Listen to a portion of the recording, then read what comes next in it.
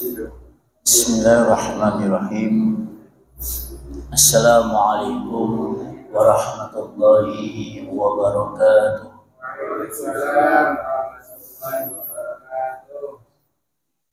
Alhamdulillahilladzi la ilma lana illa ma 'allamtana wa 'allimna ma yanfa'una wa zidna ilma. Rabbi shrah li sadri wa yassir li amri wahlul 'uqdatam min lisani yafqahu qawli. Allahumma shalli wa sallim wa barik ala sayyidina wa maulana Muhammadin sallallahu alaihi wasallam wa ala alihi wa ashabihi wa man tabi'ahum bi ihsanin ila yaumiddin, amma ba'd. Bapak Ibu kaum muslimin, jamaah salat maghrib yang semoga senantiasa dirahmati serta diberkahi Allah Subhanahu wa taala.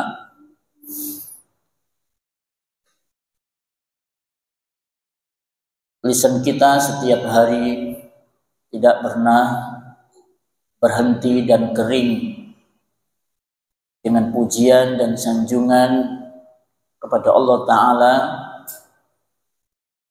dikarenakan begitu banyaknya karunia serta nikmat, rahmat yang sampai pada saat ini kita semuanya bisa merasakan.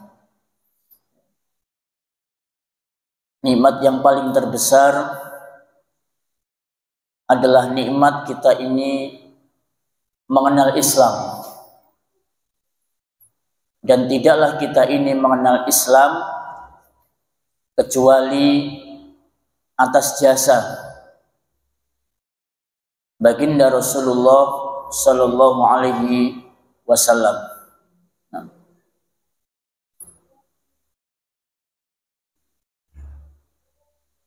Untuk mengenalkan Islam kepada masyarakat bukan hanya Jazirah Arab, bahkan sampai seluruh dunia, beliau itu mempunyai markas komando. Dan markas komando yang dibangun oleh Nabi Shallallahu Alaihi Wasallam tidak lain adalah masjid. Mulai awal pertama kali beliau hijrah ke negeri Yathrib, Madinah, beliau singgah dulu di sebuah tempat yang bernama Quba. Ketika beliau sampai di Quba, beliau tidak bangun kantor, beliau tidak bikin sekolah, beliau tidak membuat pusat pemerintahan, tidak. Tapi pertama kali yang beliau bangun adalah Masjid Quba. Sampai kemudian Nabi sampai di Yathrib di Madinah, lagi-lagi yang pertama kali dibangun oleh Nabi Shallallahu Alaihi Wasallam adalah masjid, bukan kantor, bukan sekolah. Mungkin kita berpikir, ya, mengapa Nabi Shallallahu Alaihi Wasallam bangunan pertama kali yang beliau buat itu adalah masjid? Ya. Dikarenakan masjid itu merupakan ruhnya kaum muslimin. Masjid itu merupakan nyawanya kaum muslimin. Maka ketika ruh dan nyawa ini sudah tidak ada dan tercabut, maka bukan hanya lemah, tapi habislah kaum muslimin. Ya. Makanya Bapak Ibu sekalian, kalau kita lihat masjid di zaman Rasul Sallallahu Alaihi Wasallam itu bukan hanya sekedar untuk ibadah mahdhah, sholat berjamaah di masjid, tidak. Tapi Nabi Shallallahu Alaihi Wasallam menjadikan masjid ini sebagai sentral sebagai pusat semua kegiatan kaum muslimin. Ya. Bahkan beliau mengatur perangnya itu di masjid. Ya. Mengatur pemerintahan itu di masjid. Ya. Bahkan para sahabat pun latihan perangnya, orang-orang Habasyah, Ethiopia, itu di masjid latihan perangnya. Ya kan? Bahkan beliau mendidik para sahabat dengan pendidikan Islami, dengan pendidikan kenabian, itu juga di masjid. Terus Bapak Ibu sekalian, ya, sampai kemudian zaman keemasan dan kejayaan Islam itu berjalan, ya, penaklukan dari satu negeri ke negeri yang lainnya, sampai jatuhnya kerajaan Persia dan Romawi, ya, kaum muslimin tetap menjadikan masjid sebagai ruh, sebagai nyawanya kaum muslimin. Ya. Sehingga kita dapatkan, ya, di zaman keemasan dulu, masjid itu di samping sholat berjamaah, Bapak Ibu sekalian, itu di pojok-pojok masjid, itu kan ada sekolah-sekolahnya. Di pojok sebelah sana ada madrasah hadis, ya, di pojok sebelah sana ada madrasah fikih, di pojok yang sebelah sini ada madrasah Quran, ya. Kemudian di pojok yang sebelah sana, ya, ada madrasah bahasa Arab, nahwu, balaghah dan seterusnya. Hampir setiap ruang di masjid itu penuh dengan pusat pendidikan. Pendidikan untuk umat. Pendidikan untuk bagaimana membangun generasi emas. Itu ada di masjid. Makanya teman-teman sekalian, ya, sampai Nabi Shallallahu Alaihi Wasallam memberikan persaksian bahwa orang-orang yang hobinya itu adalah ke masjid, itu dipersaksikan oleh Nabi bahwasanya dia itu dalam keadaan iman. Ya. Rasul Shallallahu Alaihi Wasallam bersabda, "Idza ra'aitumur rajula ya'tadul masajida fashhadu lahu bil iman." Kalau kalian melihat ada seorang laki-laki yang terbiasa mendatangi masjid. Maksudnya mendatangi masjid di sini bukan setiap hari ke masjid terus kemudian ke toilet. Bukan ke toilet. Atau jenengan setiap hari datang ke masjid, ya, duduk-duduk di teras sambil rokokan di situ, ya, atau sambil makan cilok. Enggak. Nabi enggak begitu maksudnya. Maksudnya mendatangi masjid ini adalah bagaimana kita mewarnai, memamurkan masjid ini dengan ibadah. Dengan sholat, dengan kegiatan taklim, ataupun kegiatan yang lainnya. Maka Nabi mengatakan, fashhadu lahu bil iman. Maka saksikanlah bahwasanya dia itu dalam keadaan iman. Berarti konsekuensinya apa ini? Orang kalau nggak pernah pergi ke masjid, nggak pernah datang ke masjid, berarti tidak dalam keadaan iman. Selama ini kita melihat, ya, masjid itu tidak lain, ya, hanya berkutat tentang masalah fikih aja. Ya, bagaimana tentang, ya, hukum sholat berjamaah, apakah wajibkah, apakah sunnah muakkadah, itu kan hanya masalah begitu, ya.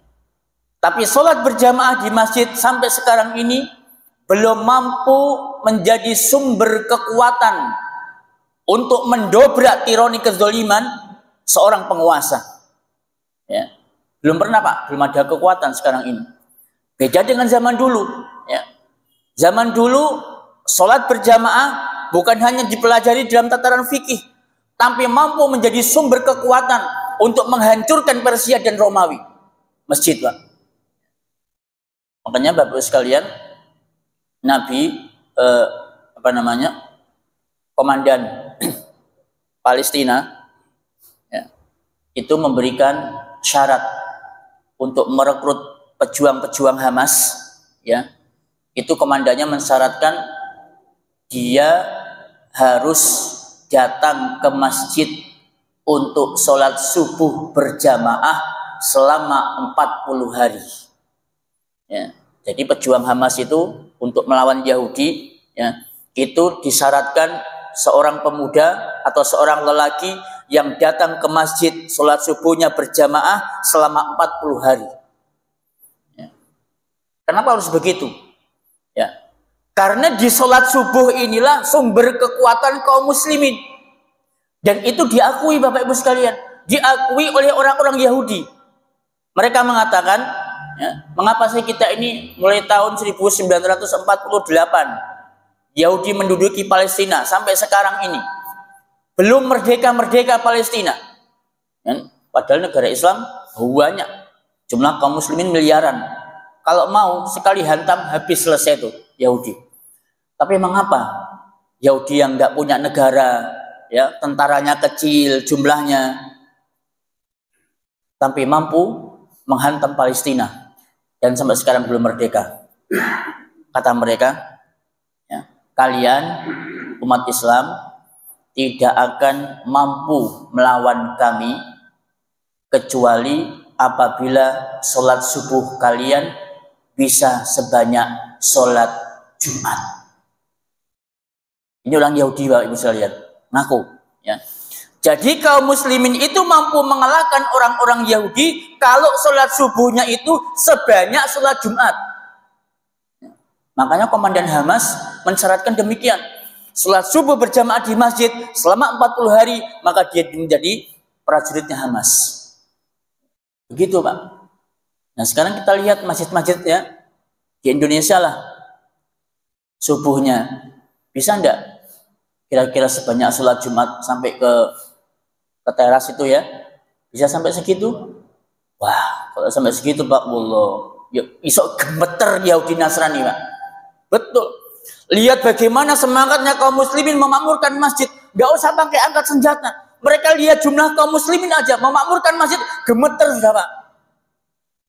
Sebegini kompaknya kaum muslimnya. Bagaimana kalau kemudian diajak perang?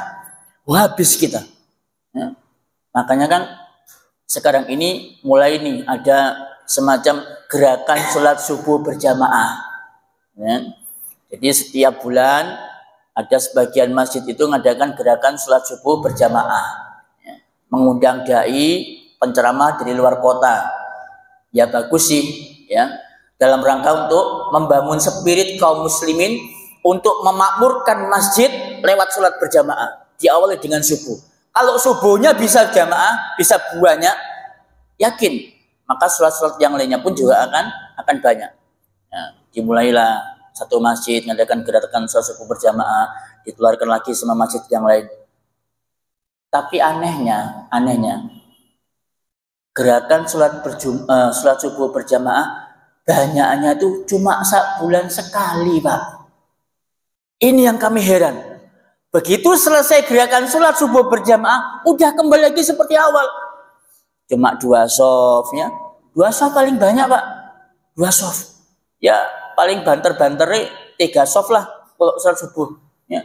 Beda dengan gerakan sholat subuh berjamaah sampai ke teras Pak. Ya. Kenapa ini? Ternyata selidik punya selidik, ya. Mungkin ya orang-orang yang datang di situ itu mereka pulang dalam keadaan kenyang Pak. Loh betul, ya. Jadi setelah sholat subuh berjamaah mendengarkan tausiah, kemudian mereka dijamu sama takmir. Ya. Dikasih makan rawon, ya, nasi jagung, pecel, teh sama kopi dari tinggal mencet, ya. Bahkan ada satu masjid itu jamaah masjid pulang bawa sayur Pak. Ono sing terong, kacang, ya, tempe 2.000, kemudian telur 1/4. Itu satu kumpul jadi diplastiki kemudian dibawa pulang. Apa mungkin karena itu ya jamaahnya rawami karena ada sesuatu yang bisa dibawa pulang.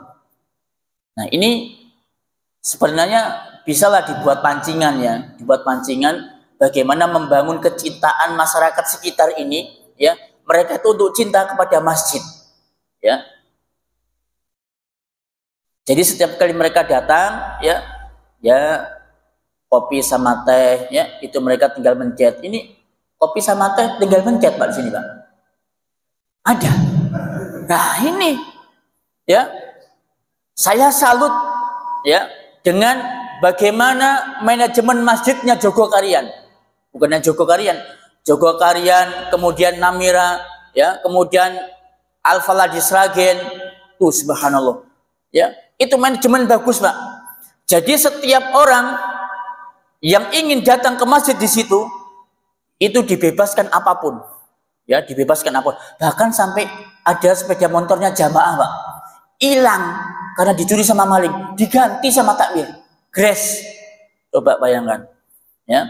Nah, ini mungkin barangkali bisa ditiru nih sama beberapa masjid itu ya. Nggak usah yang berat-berat kayak sepeda hilang kemudian diganti sama takmir, enggak. Coba sediakan di sini teh sama kopi lah minimal tuh.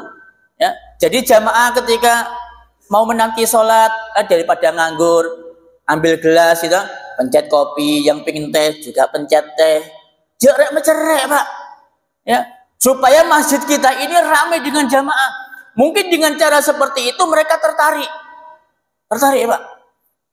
Ya, pernah ada cerita itu, ya, hanya gara-gara WC, Pak. Gara-gara WC masjid itu ramai. Gimana ceritanya? Jadi takmir itu menyediakan WC umum di luar masjid, bukan yang di sini. Jadi setiap tukang beca, setiap musafir, setiap apapun yang singgah di masjid bukan untuk sholat, cuma hanya sekedar buang air saja, dibiarkan sama takmir, Pak. Betul ini, ya. Sampai akhirnya kemudian mereka tuh sungkan sendiri. Masa aku nih masjid ini kok cuma ngising, cuma ngoyo, malu akhirnya mereka. Akhirnya kemudian mereka sedikit demi sedikit, tak mampir sholat zuhur berjamaah, mereka sholat zuhur berjamaah, ya. Sholat asar berjamaah, mereka sholat asar berjamaah. Begitu, Pak. Sampai kemudian masjid itu penuh dengan jamaah karena manajemen masjid yang bagus. Ya. Tapi kalau masjidnya itu cerek sama jamaah, sama lingkungan sekitar, jangan harap ya masjid itu akan makmur dan dipenuhi oleh kaum muslimin. Ya. Cobalah tiru ini Masjid Jogokarian, ya, Masjid Namira. Sekali lah kita sudah dibanding ke sana, ya, membangun kekompakan, kebersamaan di sana. Sampai di sana itu Bapak Ibu sekalian, setiap kali pengajian, ya, itu yang namanya jamaah dijamu dengan makan, Bapak Ibu sekalian. Ya, gantian, ada yang sesekali soto, rawon, pecel, tahu campur. Itu setiap kali selesai pengajian di Masjid Jogokarian, ya. Nah, akhirnya dengan begini, kemudian jamaah mengatakan, oh, Jogokarian itu makmur kegiatannya, pengajian ada, setiap hari ada, ya. Kemudian kegiatannya pun juga makmur. Ayo kita donasi ke sana. Donasi ke sana akhirnya, Pak. Ya. Akhirnya masjid itu sekarang rawami, sampai yang namanya parkir itu nggak cukup. Ya, sampai kemudian masjid itu ada perluasan. Gitu kan? Nah, itu, Pak. Ustadz Yasir itu pernah suatu ketika beliau berceramah, ya, menyampaikan tentang manajemen masjid. Beliau itu menyampaikan gini, ya, masjid itu jangan sampai medit dengan jamaahnya. Kalau bisa setiap bulan kasnya masjid itu dinolkan. Paham dinolkan, gitu. Jadi dana kas masjid itu dari jamaah untuk jamaah. Jadi benar-benar nol. Begitu awal bulan, ya, masuk lagi kas Jumat pertama, donasi masuk, sampai nanti akhir bulan nol kasnya lagi, semuanya dikembalikan kepada jamaah. Ya. Nah, disitulah kemudian Bapak Ibu sekalian, maka sedikit demi sedikit kemudian kita membangun keimanan dan ketakwaan para jamaah kita lewat masjid, gitu kan? Ya, ini mungkin barangkali mengapa sebabnya masjid-masjid di Indonesia ini sepi, ya, nggak pernah ada sholat jamaah kecuali cuma 1, 2, 3 orang saja.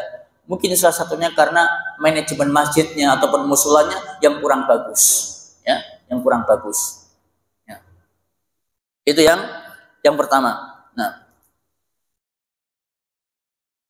Bapak Ibu sekalian yang dimuliakan Allah Subhanahu Wa Taala, akibat dari kaum muslimin, ya, mereka itu mulai meninggalkan masjid-masjid mereka, ya kan? Kecuali masjid-masjid itu diisi oleh orang-orang yang usianya cuma ya uzur mendekati ajal lah, 60, ya, 70 tahun. Maka siap-siaplah, okay? Siap-siaplah Islam itu cuma hanya tinggal nama. Siap-siaplah Al-Quran itu cuma tinggal tulisan. Loh, kenapa bisa begitu Ustaz? Karena disinilah Bapak Ibu pusatnya, ruhnya, nyawanya kaum muslimin ada di masjid. Ya. Andalusia Spanyol. Dulu negeri kafir, Pak. Ditaklukkan oleh panglima Islam yang bernama Tariq bin Ziyad radhiyallahu anhu. Ya. Setelah Asbania, Spanyol Andalusia ini takluk di tangan kaum muslimin, Islam di sana memimpin kurang lebih 900 tahun, 9 abad. Islam berjaya, berkuasa di Andalusia Spanyol. Wallah, masjid itu ribuan, Pak. Kayak Indonesia. Ya. Ketua Badan Kemakmuran Masjid Indonesia, Bapak Yusuf Kala. Itu beliau mengungkap jumlah masjid di Indonesia itu kurang lebih 8.000. Ya, 8.000. Ya, sama dengan Andalusia waktu itu ketika Islam berkuasa selama 900 tahun. Ribuan masjid itu ada di Andalusia dan semuanya penuh dengan salat berjamaah. Ya, penuh dengan kegiatan taklim, penuh dengan pendidikan TPA ada madrasah fikih, ada madrasah hadis, ada madrasah Quran. Sampai kemudian negeri Andalusia itu melahirkan para ulama dunia. Selama 900 tahun berkuasa, Pak. Terus apa yang terjadi? Setelah 900 tahun Islam berkuasa di Andalusia, ya, mulailah kaum muslimin sedikit demi sedikit menjauh dari masjid. Masjid cuma diisi orang-orang usia 60 dan 70 tahun. Apa yang terjadi? Di samping sebab yang lain, Allah memberikan kekuasaan kepada orang-orang Nasrani untuk merebut dan meruntuhkan Daulah Andalus. Ya, selesai, Pak. Ya. Wanita-wanitanya diperkosa, ya. Kemudian kaum muslimin banyak yang dibantai di sana, di Andalusia. Dengan sekarang lihat di Andalusia Spanyol, masjid-masjid yang dulunya berdiri dengan megah, sekarang jadi gereja, Pak. Gitu? Sekarang jadi gereja. Dan gereja-gereja di Spanyol itu arsiteknya arsitek Islam. Jadi ngelihat interiornya, itu interior dari kaum muslimin semua arsiteknya. Ya, mulai dari keramiknya, dindingnya, kemudian sampai atapnya, itu peninggalan Islam semua, Pak. Cordova, Granada, Sevilla, ya, itu penuh dengan peninggalan Islam. Kapan?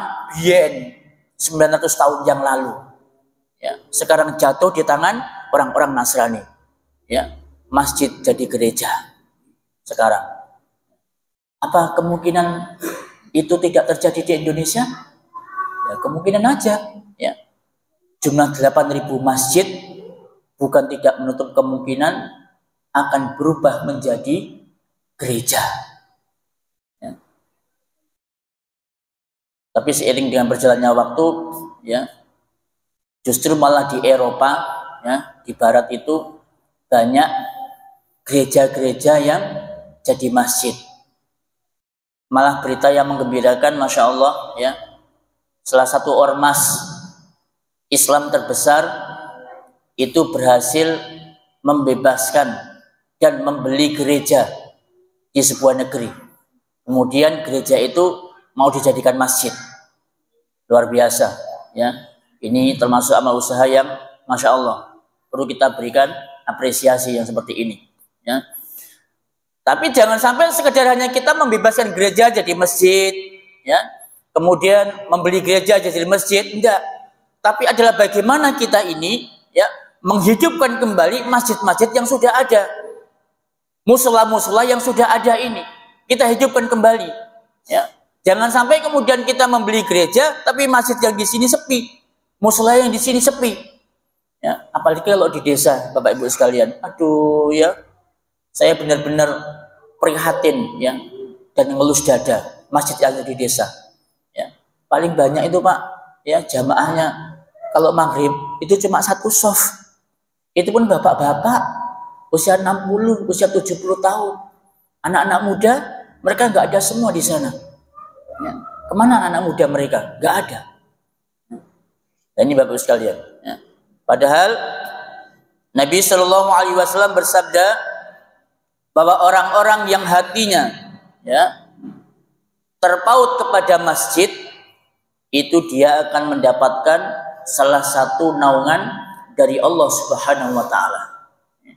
Sab'atun yuzilluhumullahu yaumal dzilla illa dzillu. Ada 7 orang, kata Nabi, yang akan dinaungi oleh Allah Subhanahu wa taala pada hari kiamat, yang tidak ada naungan dari dia kecuali naungan dari Allah Subhanahu wa taala. Salah satu di antara 7 orang itu rajulun wa qalbuhu mu'allaqun bil masajid. Yaitu seorang lelaki yang hatinya terikat, terpaut dengan masjid. Ya. Apa maksudnya di sini? Maksudnya kata para ulama, seorang lelaki, ya, yang ketika dia itu keluar dari masjid, ya, ketika dia itu beraktivitas, maka tidak ada yang ada di dalam pikiran dan hatinya kecuali dia itu adalah masjid. Ya. Safar yang dituju masjid.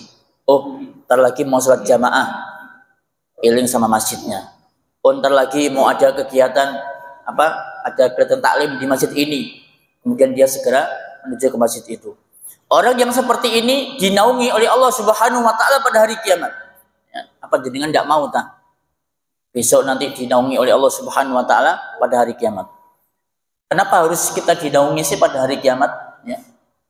Karena nanti pada hari kiamat matahari itu didekatkan 1 mil, Bapak Ibu sekalian. Ya, didekatkan 1 mil. Ya.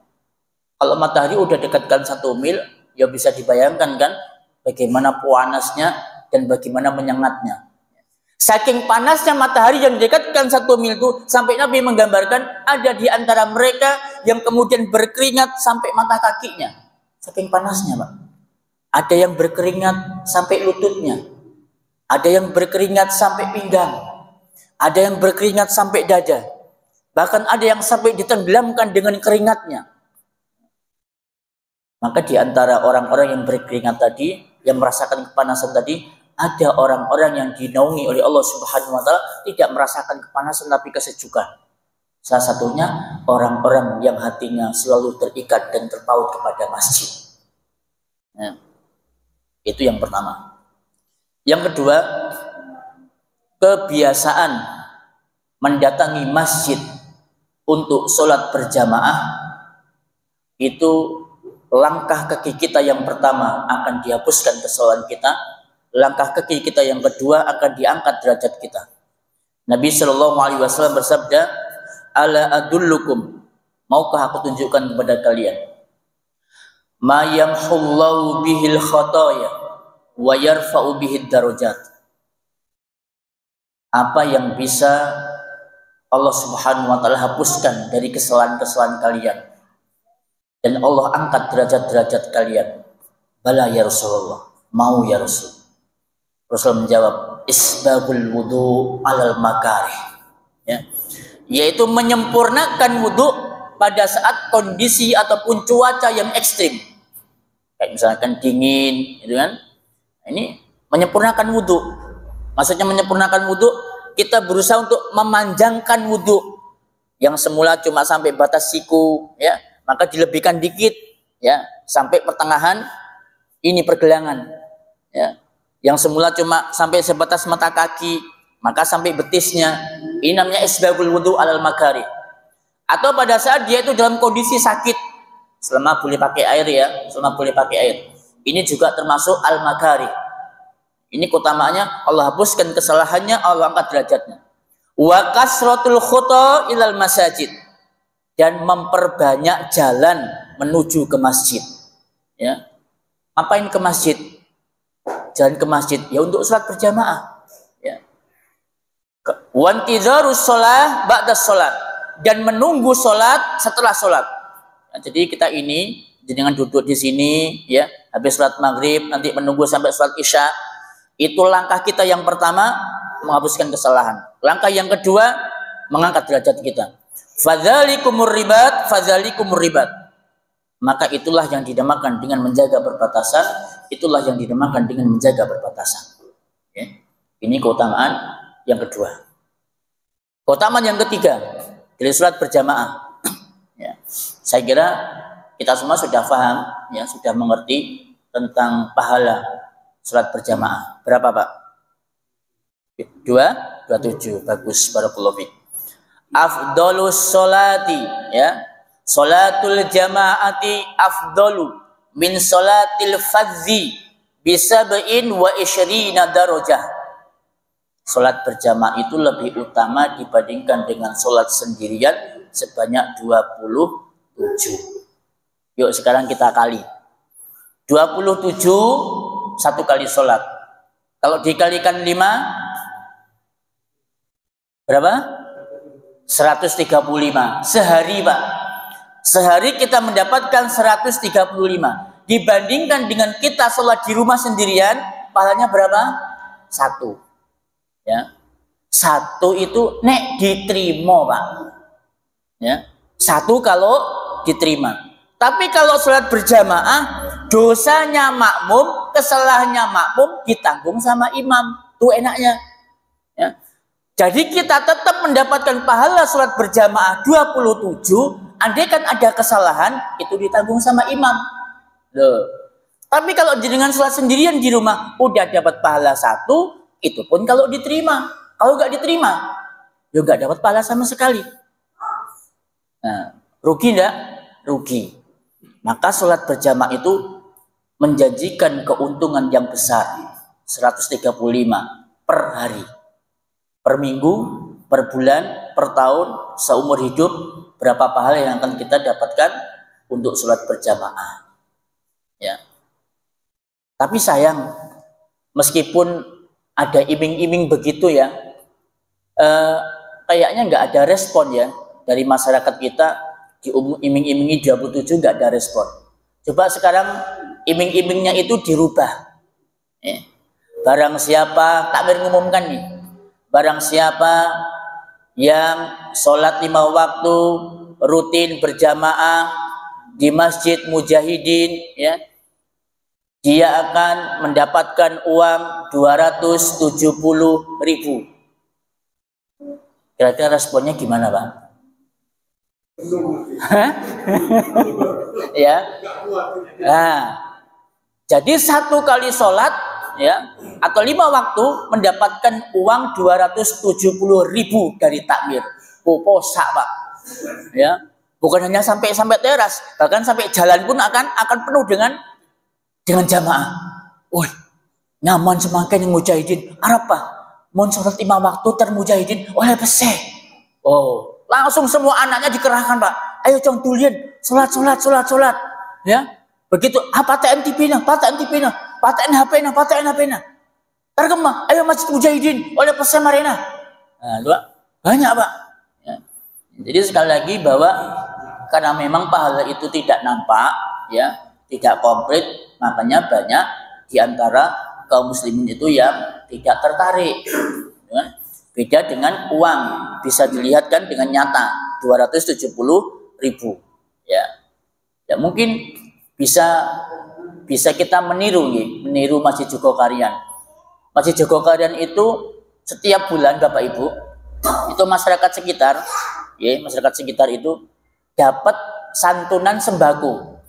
Tapi dengan syarat, ya, Pak.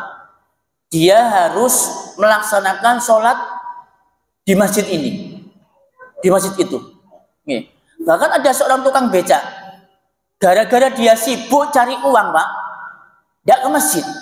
Ditanya sama takmirnya, Pak, kenapa tetangga masjid ini? Jenengan kok enggak ke masjid, kenapa? Gimana mau ke masjid, Pak? Saya setiap hari nyari uang. Pagi saya keluar becak, siang juga keluar becak, malam juga keluar becak.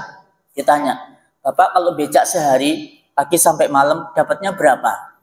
100.000.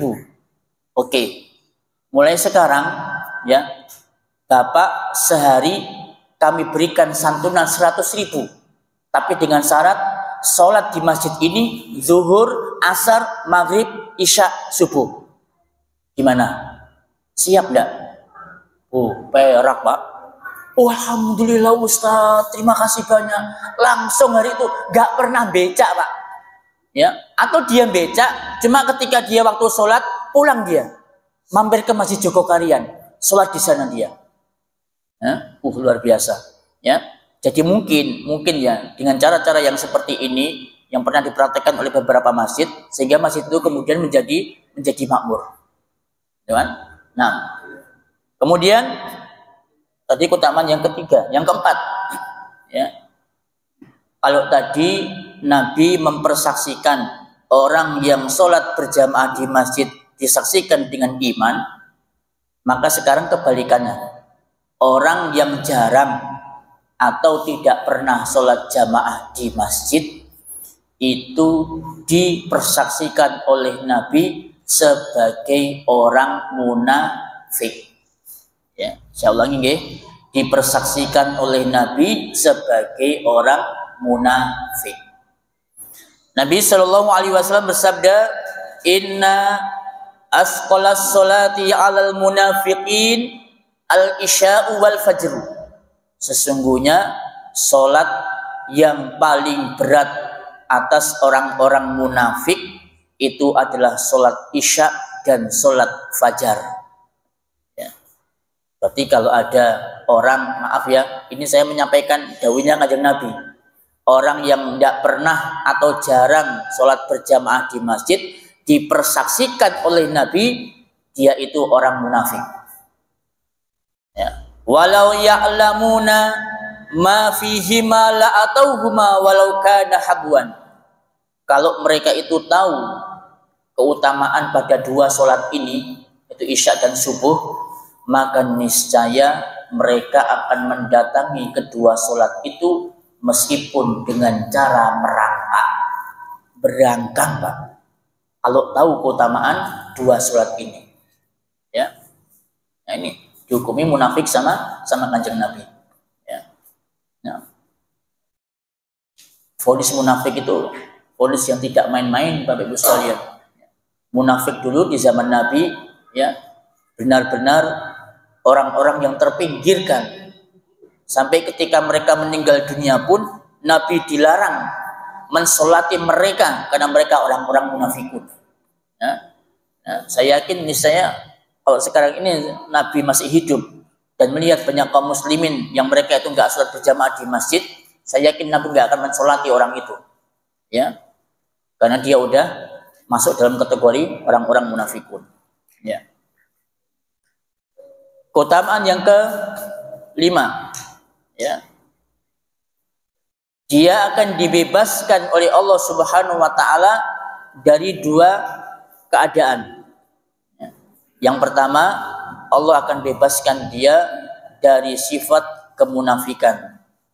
Dua, Allah akan bebaskan dia dari api neraka dengan syarat, ya, dia mendatangi sholat berjamaah selama 40 hari. Ya. Nabi SAW bersabda, Man shollal jamaah, man sholla sholatal jamaati. Barang siapa yang melaksanakan sholat jamaah di masjid, wa yudriku takbiratal ula ma'al imam, dan dia mendapatkan takbiratul ihramnya bersama dengan imam, lahu baro'atani, dia mendapatkan dua pelepasan diri. Saya ulangi nggih. Barang siapa yang sholat berjamaah di masjid mendapatkan takbiratul ihramnya imam selama 40 hari, ya, yudriku takbiratul ula ma'al imam arba'ina yauman, 40 hari, ya, lahu baro'atan, dia mendapatkan dua pelepas diri. Baro'atun minan nifaq wa baro'atun minan nar. Allah lepaskan dia dari kemunafikan dan Allah lepaskan dia dari api neraka. Tuh nih, Pak. Tapi kayaknya gampang. Alah, cuma 40 hari. Tapi sulit, Pak. Bisa jenengan tes, ya. Coba rutinkan mulai sekarang, start mulai tanggal 1 sampai tanggal 10 di bulan depan, 40 hari. Rutin sholat jamaah di masjid sampai mendapatkan takbiratul ihramnya imam. Begitu imam Allahu Akbar, kita juga ikut Allahu Akbar, zuhur, asar, maghrib, isya, subuh selama 40 hari. Wallah, sudah pernah saya buktikan, tidak pernah nyampe, Pak. Betul ini, tidak pernah nyampe. Dapat 30, ada safar keluar kota, tidak kena sudah. Ulangi dari awal lagi. Sudah dapat 20 hari, sakit, nggak bisa lagi. Udah dapat mau 1 hari mau genap 40, aduh ada kegiatan lagi, ya, sehingga sholatnya pun nggak berjamaah di masjid. Itu pun juga masbuk. Imam baru dapat 1 rakaat, kita baru datang. Tuh Pak, berat, ya, berat 40 hari itu, ya. Makanya dikarenakan berat dan sulit, Allah Subhanahu wa taala menjanjikan orang itu akan dilepaskan dari kemunafikan dan dilepaskan dari api neraka. Bapak Ibu sekalian, kaum muslimin yang semoga dirahmati dan berkahi Allah Subhanahu wa taala, dekat tapi jauh. Ya. Tema kita sekarang ini dekat tapi jauh. Maksudnya adalah, ya, kita ini bertetangga dekat dengan masjid, tapi mengapa kita ini jauh dari masjid? Ya. Itu maknanya. Ya. Kita bertetangga dekat dengan masjid, jarak cuma 1 rumah, jarak dengan 2 rumah dari masjid, tapi ibaratnya kita ini jauh dari masjid. Maka orang-orang yang seperti ini, Bapak Ibu sekalian, ya, dia semakin jauh dari masjid, maka dia pun juga akan semakin jauh dari Allah Subhanahu wa taala. Ya. Pernah dulu di zaman Nabi, Bapak Ibu sekalian, Nabi pernah berazam, bertekad, ketika aku menjadi imam dalam sholat berjamaah, aku akan suruh orang lain untuk menggantikan aku menjadi imam. Ya. Kemudian aku akan datangi 1 persatu rumah-rumah kaum muslimin, kata Nabi. Apabila aku mendapatkan ada 1 rumah, di situ ada laki-laki yang tidak mau berangkat ke masjid untuk sholat berjamaah, aku akan bakar rumah mereka. Ya. Itu di zaman Nabi, Bapak Ibu. Okay. Nabi jadi imam sholat, kemudian Nabi suruh gantikan orang. Fulan, kamu gantikan saya jadi imam. Kemudian Nabi jalan keliling, periksa rumah 1 persatu. Kalau ada lelaki yang balik, yang sudah balik, dia kemudian nggak sholat berjamaah di masjid, Allah dibakar sama Nabi rumah mereka. Nah, ini kayaknya kok ekstrim ya, Kanjeng Nabi ya, kok sampai begitu. Ini karena mengingat pentingnya sholat berjamaah bagi kaum muslimin, sampai mau dibakar sama Nabi rumah mereka. Ini kan Nabi masih hidup sekarang, ya, menyaksikan kaum muslimin banyak yang tidak ada ke masjid, ya saya yakin dibakar sungguhan, ya, sama Rasul Shallallahu Alaihi Wasallam. Tapi sayangnya Rasul udah meninggal, jadi aman, ya, aman rumah kita tidak dibakar. Ya. Nah, dan inilah Bapak Ibu sekalian, ya, yang menunjukkan keberkahan suatu negeri, ya, di sini, di mana masjid itu makmur dengan sholat berjamaah. Allah berikan keberkahan dari langit dan kemudian keberkahan dari bumi. Jangan lihat Arab Saudi. Okay. Arab Saudi, mengapa sekarang ini, bukan hanya sekarang sih, mulai dari dulu sampai kemudian sekarang, negeri mereka tidak pernah pailit, tidak pernah bangkrut, Pak. Malah sekarang, beberapa tempat di Saudi itu sekarang sudah hijau, Pak. Banyak rumput, banyak tanaman, kayak Indonesia. Coba bayangkan. Ya, ini merupakan salah satu di antara tanda kiamat juga. Ya. Tapi di situ ada keberkahan Allah Subhanahu wa taala berikan kepada mereka, pemerintah Saudi. Ya. Apa sebabnya? Karena mereka benar-benar menjaga sholat berjamaah. Ya. Jadi kalau ada waktu sholat berjamaah, Bapak Ibu, sholat Jumat itu ada bagian apa? Kalau di sana itu namanya hay'ah amar ma'ruf nahi mungkar. Jadi bagian amar ma'ruf nahi mungkar itu pakai mobil, pakai sirine, kemudian mereka pakai halo-halo. Ya. Jadi jamnya waktu sholat, mereka pakai halo-halo mengumumkan untuk menutup semua toko, semua kantor ketika datang sholat Jumat, ketika datang sholat 5 waktu, disuruh tutup, Pak. Mereka keliling pakai sirine. Allahu Akbar. Yang melanggar himbauan ini ditangkap, Pak, sama pemerintah Saudi. Makanya mereka nggak berani. Kalau jamnya sholat gitu langsung tutup tokonya, seret, tutup. Ya, meskipun mereka ya ada juga yang nggak ke masjid, ya. Cuma diem di toko 5 menit, 10 menit, ya, sampai nunggu waktu sholat, kemudian dibuka lagi. Tapi minimal, ya, minimal itu menjadi sebuah peraturan yang membawa keberkahan bagi negeri kita. Ya.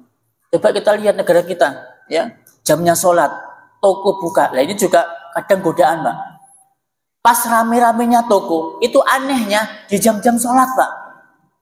Ya, warung nasi, ya, ramenya kapan?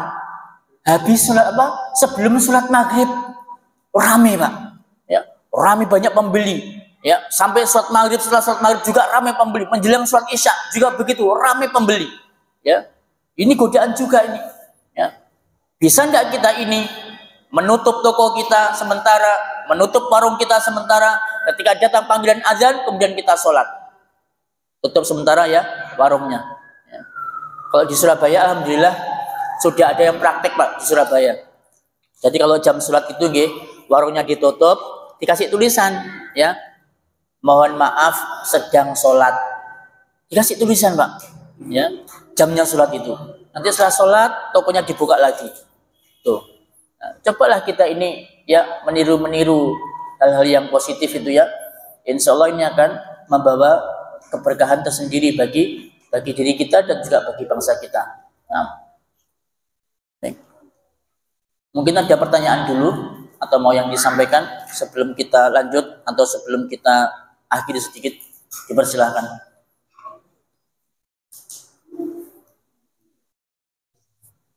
Dada? Nggih, monggo belakang.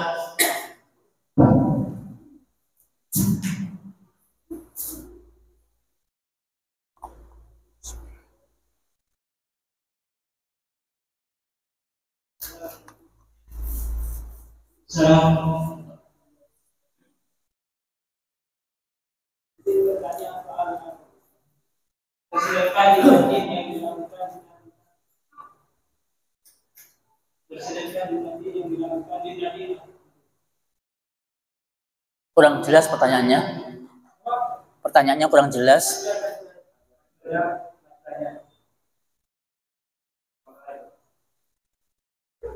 Izin bertanya, kalau saya bersedekah di masjid yang dilakukan bid'ah,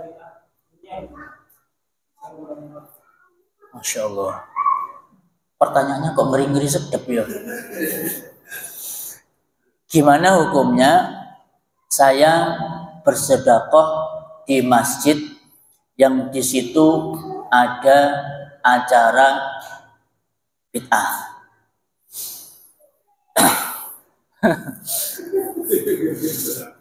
Yeah. Allah Subhanahu wa ta'ala itu tidak pernah melihat dan menilai sedekah kita ditujukan untuk apa dan kepada siapa, termasuk kepada masjid meskipun di situ ada acara bid'ah. Apa ada dalilnya, Ustaz? Ada, ya. Yaitu sebuah kisah yang dialami oleh Ma'an bersama dengan ayahnya. Waktu itu ayahnya bermaksud untuk menyampaikan sedekah kepada seseorang di masjid. Ya. Tolong sampaikan sedekah saya ini untuk seseorang di masjid. Tak lama kemudian, setelah kurir itu menyampaikan sedekah ayahnya Ma'an untuk seseorang, uang itu diambil sama anaknya, ya, diambil sama anaknya. Tidak jadi diberikan sama orang. Begitu ayahnya tahu, mendengar kalau uang sedekah yang harusnya untuk orang lain diambil oleh anaknya, marah ayahnya. Kemudian dua-duanya ini mengadu kepada Nabi Shallallahu Alaihi Wasallam. Ya. Apa jawab Nabi ketika dilapori kasus ini?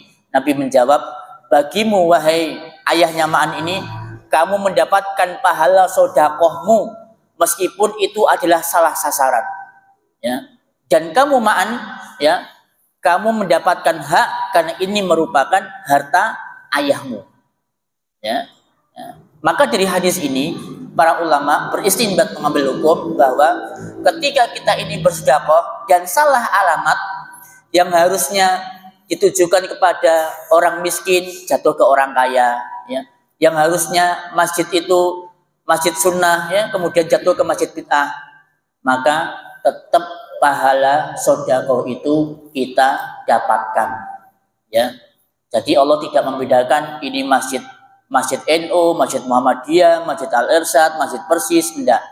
Semuanya berlaku masjidnya Allah Subhanahu wa taala. Tetap dapat pahala sedekah. Nggih. Wallahu a'lam. Kurang puas? Cukup nggih. Ada lagi pertanyaan lain? Cukup? Nggih. Kita lanjutkan ya.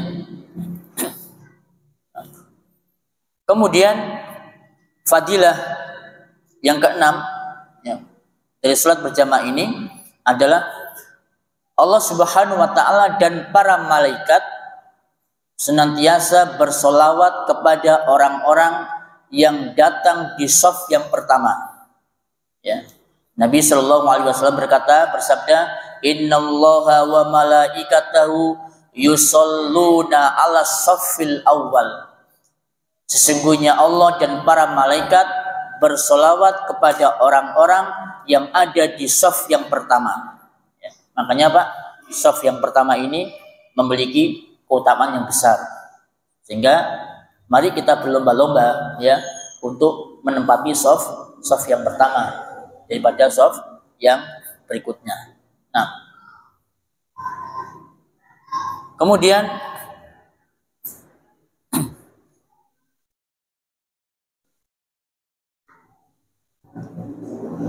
orang yang keluar dari masjid ya, dalam keadaan dia ini bersuci, kemudian dia melaksanakan sholat berjamaah, maka dia itu mendapatkan pahalanya orang yang melaksanakan ibadah haji dan orang yang mendapatkan pahala ibadah umroh secara sempurna dan sempurna. Ya, Nabi Shallallahu Alaihi Wasallam bersabda, "Man sholla sholatal fajri jamaatan." Barang siapa yang sholat fajar secara berjamaah di masjid, ya, kemudian dia tidak pulang, kemudian dia duduk sebentar di masjid, hatta tatlu asyamsu, sampai matahari terbit, kutibat lahu hajjah tamah. Dia mendapatkan pahala seperti ibadah haji, sempurna. Tuh Pak, ada berapa tuh? Ada 7 ya. Pertama, orang yang datang sholat berjamaah subuh di masjid, dia tidak pulang, ya duduk sebentar sampai nanti matahari terbit dengan cara dia zikir atau mungkin dia baca Quran, maka mendapatkan pahala ibadah haji secara sempurna. Nabi ucapkan 3 kali, berarti tidak dikurangi sedikit pun. Itu Pak fadilahnya. Ya, jadi banyak sekali ya fadilah dari sholat berjamaah ini. Mari yang tetangga dekat ya, dekat dengan masjid, ayolah semakin dekat dengan masjid ya. Kita ramaikan masjid ini, kita makmurkan masjid ini ya. Mudah-mudahan dengan makmurnya masjid ini semakin menambah kekuatan kaum muslimin. Dengan makmurnya masjid ini semakin semaraklah kegiatan-kegiatan keislaman, bukan hanya wilayah Paiton, bahkan mungkin bisa sampai se-kabupaten dan sekitarnya ya. Insya Allah tidak akan pernah ada ruginya kita ini memakmurkan masjidnya Allah Subhanahu wa taala, baik dengan sholat berjamaah maupun dengan kegiatan yang lainnya. Nah, sekarang persoalannya, Ustadz, boleh ndak ibu-ibu remaja putri ini ikut sholat berjamaah di masjid? Jawabannya Bapak, boleh ya. Tetapi seutama-utamanya sholatnya wanita itu bukan di masjid. Nabi mengatakan khairu sholatin nisa fi baitiha. Sebaik-baik sholatnya wanita itu di rumahnya. Wa khairu baitiha hujriha. Dan sebaik-baik sholatnya wanita di rumahnya itu di kamarnya. Ya. Berarti ibu-ibu hukum asalnya sholatnya itu lebih utama di rumah. Ya, di rumah daripada di masjid. Tapi andaikan ibu-ibu menghendaki sholat di masjid, kata Nabi, la tamna'u ima Allahi fil masajid. Jangan kalian cegah ya wanita-wanita kalian untuk pergi ke masjid sholat berjamaah. Ya. Dengan catatan ibu-ibu, meskipun ibu-ibu boleh sholat berjamaah di masjid, tapi tetap dijaga rambu-rambunya. Misalkan tidak pakai parfum, ya kan? Tidak bersolek, kemudian tidak pakai baju yang ketat, ya, maka silakan pergi sholat berjamaah di masjid selama syarat-syarat itu terpenuhi. Nah ini ternyata pertanyaannya sama, ya. Dari kotaman yang disebutkan tadi apa juga berlaku untuk perempuan? Nah, sedangkan sebaik-baik sholat wanita itu di rumahnya. Tadi udah kita jelaskan, ya. Sebaik-baik sholatnya wanita itu di rumah, sebaik-baik wanita sholat di rumah itu di kamarnya. Tapi ibu juga boleh melaksanakan sholat jamaah di masjid, tetapi dengan tetap memperhatikan batasan-batasan aurat. Nah, wallahu a'lam bishawab. Ada lagi pertanyaan? Cukup nggih? Nah, subhanakallahumma wa bihamdika asyhadu an la ilaha illa anta astaghfiruka wa atubu ilaik. Wassalamualaikum warahmatullahi wabarakatuh.